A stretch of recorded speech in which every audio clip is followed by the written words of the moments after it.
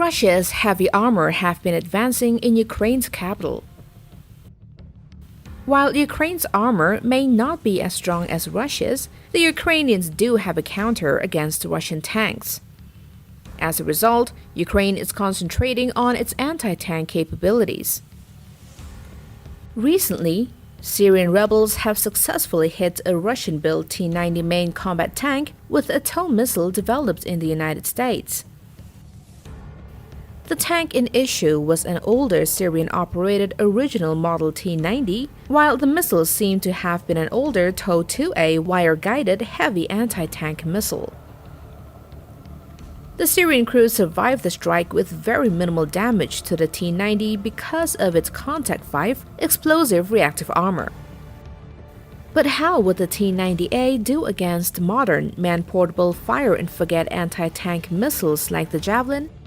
Furthermore, the current T-90 models are upgraded and replaced with a Relict ERA package instead of the Contact 5. The manufacturer claims that the Contact 5 system reduces the effectiveness of tandem charge anti-tank warheads by 60%, reduces the effectiveness of RPGs by 90%, and reduces the effectiveness of kinetic energy penetrators by 20%. The Russians claim that the Relict is twice as effective as the Contact 5, with more than 1,000 mm of rolling homogenized armor to protect against tandem charge warheads. Meanwhile, the new T-14 Armata comes with Malekith, a more sophisticated dual-layer reactive armor kit. While the portable FGM-148 Javelin consists of a dumbbell-like launch unit that can launch missiles that are steeply upwards before plunging down on a vehicle's top armor after a target has been located. It is guided by an advanced infrared sensor.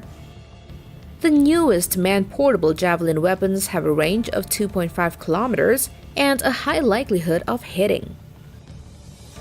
Moreover, its top attack launch mode will surely take out any tank. This is fire-and-forget missile. It would not be difficult to set up an ambush of 3 launchers and a good number of missiles to take out the T-90 tanks, regardless of how effective their countermeasures are.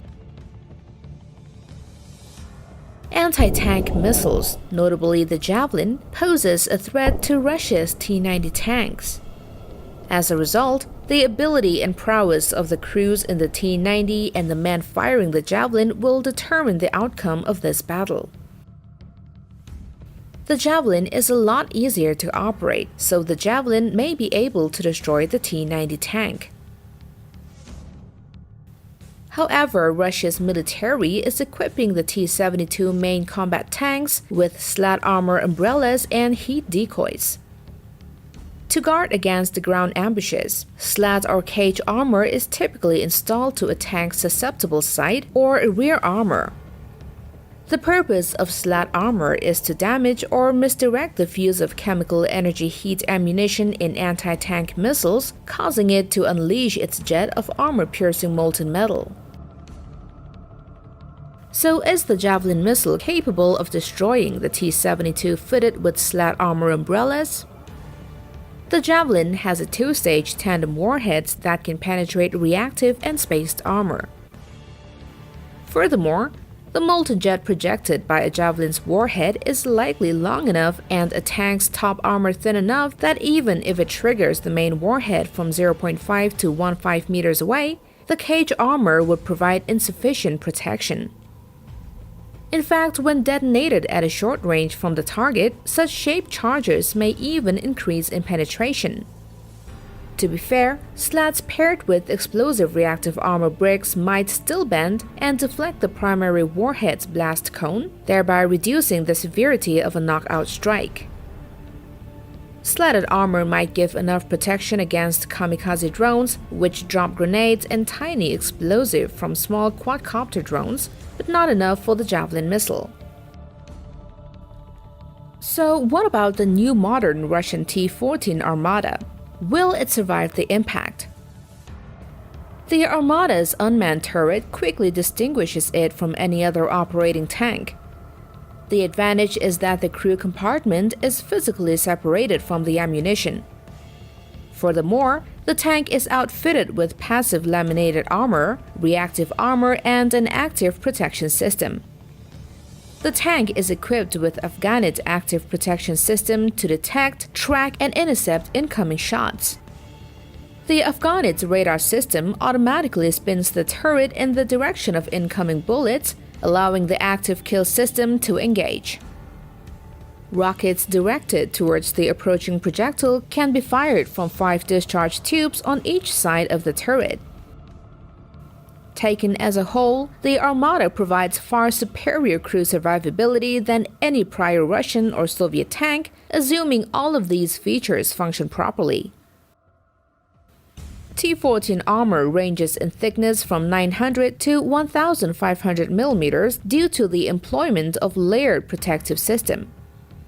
If we consider that the jet of a cumulative projectile of the American ATGM burns through up to 1,000 mm, it turns out that if it hits vulnerable points, the tank's armor will have thorough penetration. Also, if the Afghanit active protection system is malfunctioned, the damage will be significant if hit by the Javelin. The Javelin ATGM missile does not follow a straight path. It first acquires the necessary height before approaching the target at an angle of 40 to 45 degrees. This guarantees complete penetration.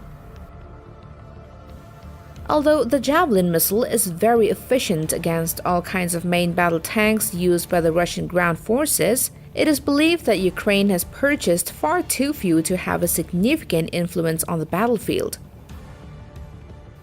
The Javelin missiles would most likely play a secondary role in the case of a major attack by Russian ground forces. It is a great missile, but the number of Javelins in the Ukrainians is just not a threat to massive numbers of Russia's tanks and armored vehicles.